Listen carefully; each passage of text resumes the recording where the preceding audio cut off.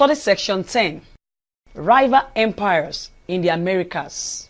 Introduction. Until the end of the 15th century, Europeans had no idea that North and South Americas existed. Their eventual discoveries by later arrivals in the European exploration scene intensified national rivalries. Thus, the focus of study section will be on the Atlantic power struggle, including Spain, Portugal, and France, competed for colonial territory and vastly increased their wealth. We shall also look into how these economic developments have exposed other countries to Renaissance idea and gave them the resources to rival Italy in cultural expansion. Learning outcomes. When you have studied this section, you should be able to examine the nature and extent of European rivalry in the Americas and the number of countries that participated in the struggle. Terminology. Encomienda, a grant by the Spanish crown to a colonist in America, conferring the right to demand tributes and forced labor from the Indian inhabitants of an area. Sailor, a person whose job it is to work as a member of the crew of a commercial or naval ship, or both, especially one who is below the rank of officer. Portuguese in Americas. The Portuguese began a race to build a commercial empire in the early 15th century by exploring the coast of West Africa. There they established a trade in gold and slaves. By the 16th century, African slaves were commonplace throughout southern and western Europe. Other trade items encouraged exploration of other areas. In the North Atlantic Ocean, an enormously valuable trade in fish encouraged both of all European nations to search for fishing grounds farther from Europe. Spices drew explorers around the tip of Africa to Southeast Asia.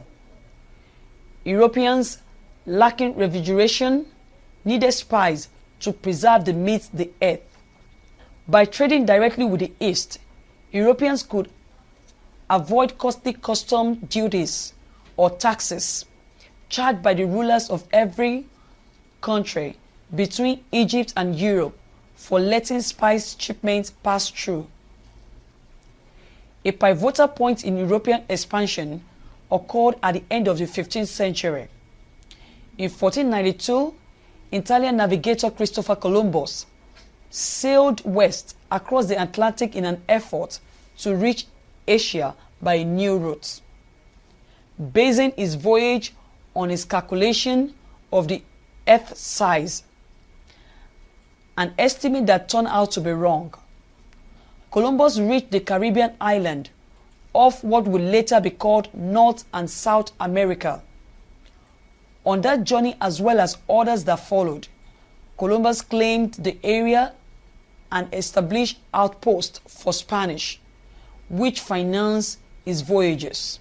Although at first he insisted the area was part of Asia, Columbus eventually realized that he was exploring what he called a new world, as yet unknown to Europeans. In late 1497, Portuguese navigator Vasco da Gama rounded the Cape of Good Hope at the southern tip of Africa in the spring of 1498, became the first European to reach India by a sea route. Columbus and da Gama explorations helped spur a vast movement towards exploration and European colonialism during the 16th century. Within a few years, Spanish conquistadors, conquerors, overwhelmed the powerful Aztec and Inca empires in what are now Mexico and Peru. These conquistadors claimed the land for Spain, and settlements were soon established. This was the beginning of the Spanish Empire, which became the most powerful empire of its day. individual Spanish settlers received large areas of land called encomiendas, as well as the right to control the labor of the people who lived on the land. On these encomiendas, the Spaniards raised cattle and sheep, but the most important product of New Spain, as the Spaniards called their claims in the Americas, were silver. The indigenous people, overseen by the Spaniards, mined silver in the mountains of Peru and in Mexico, often at a great risk that resulted in death. The silver that reached Spain helped finance the country's trade with other European nations, and it fueled massive inflation in the price of goods that lasted until well after 1600 throughout Europe. Much of the silver from the New World ended up in India and China. Europeans could not sell their goods in Asia because Asian manufactured goods, particularly textiles, were more advanced than those of the Europeans. For this reason, Europeans used the gold and silver acquired from their colonies to pay for Asian spices, silk, and cotton cloth. Meanwhile, the Portuguese were starting settlement in Brazil. Like the Spaniards in other parts of the Americas, they took over land and forced the native population to work it. Dutch in Americas. In 1609, the Dutch sailors aboard a ship called the Half Moon, reached by an English sailor, Henry Hudson, landed along the North American coast. Hudson claimed the area for the Dutch. The Dutch quickly became interested in the North American for trade. They built trading posts with Native Americans at present-day New York. They also started the settlement of New Amsterdam of Manhattan Island. Eventually, the Dutch colony called New Netherland. British in Americas. England began exploration during the same period as the Dutch. Besides looking for a route to Asia, England hoped to find riches in the New World. But Spain controlled the gold and silver of the former Aztec and Inca empires. The English Queen sent a sailor named Francis Drake to the Americans to steal gold and silver from Spanish ships called galleons. The Spanish were furious with the English for their raids. In 1588, Spain sent 130 ships to attack England. The fleet, called the Spanish Armada, was part of Spain's large, experienced navy. But the English, with their faster ships and better guns, defeated the Spanish Armada. Spain no longer ruled the seas, and it allowed England to gain power. In 1600, England granted a charter to the East India Company to establish overseas commercial and trade interests. The English government granted the company a monopoly of English trade with the East Indies, which the company eventually stretched to include the lucrative opium trade in China. Similar companies were established for the trade with Africa, Virginia, and elsewhere in the Americas. The first English colony in North America was established in Roanoke Island off the North American coast. This colony failed, and the English did not attempt further exploration and colonization in the Americas until 1604, after they made peace with Spain. During the 17th century, the English established colonies in the Caribbean and the North American that became the foundation of the British Empire. In the West Indies, the English established sugar plantations, and in 1655, they conquered the Spanish colony of Jamaica, the first English colony taken by force. The English established a string of colonies along the eastern seaboard of North America. French in Americas. French explorer Jacques Cartier formally claimed the land in eastern Canada for the French.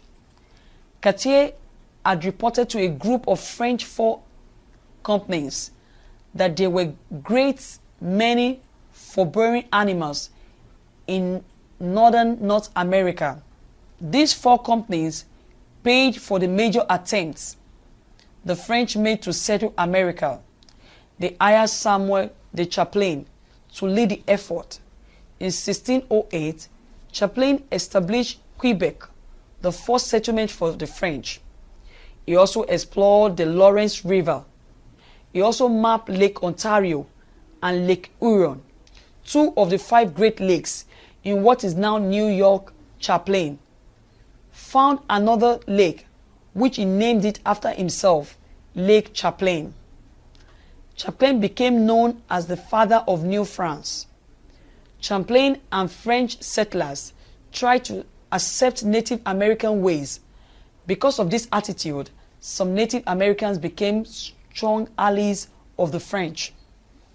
In 1673, explorer Louis Joliet and Jesuit missionary Jacques Marquette reached the Mississippi River and traveled down it as far as the Arkansas River.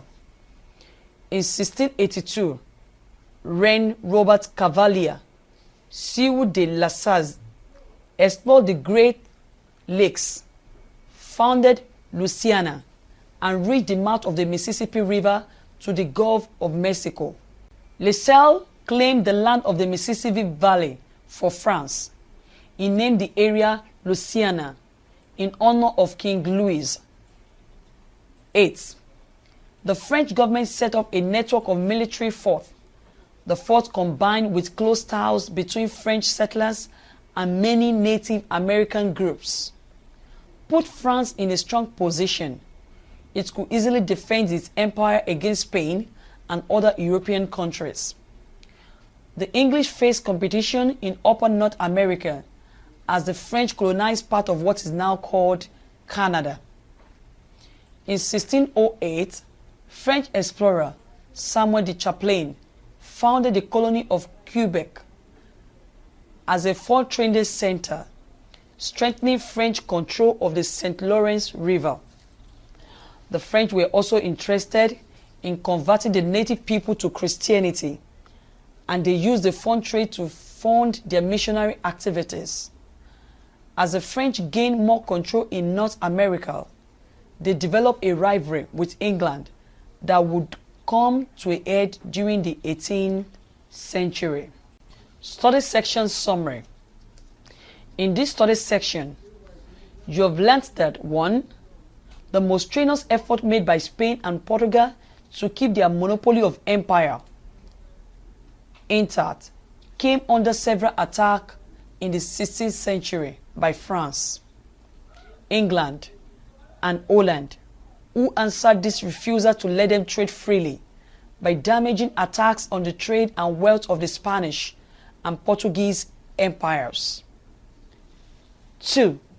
In the 17th century, they founded their own empires, which gave them trading bases, tropical wealth, and lands for settlements. End of study section 10. Thanks for listening.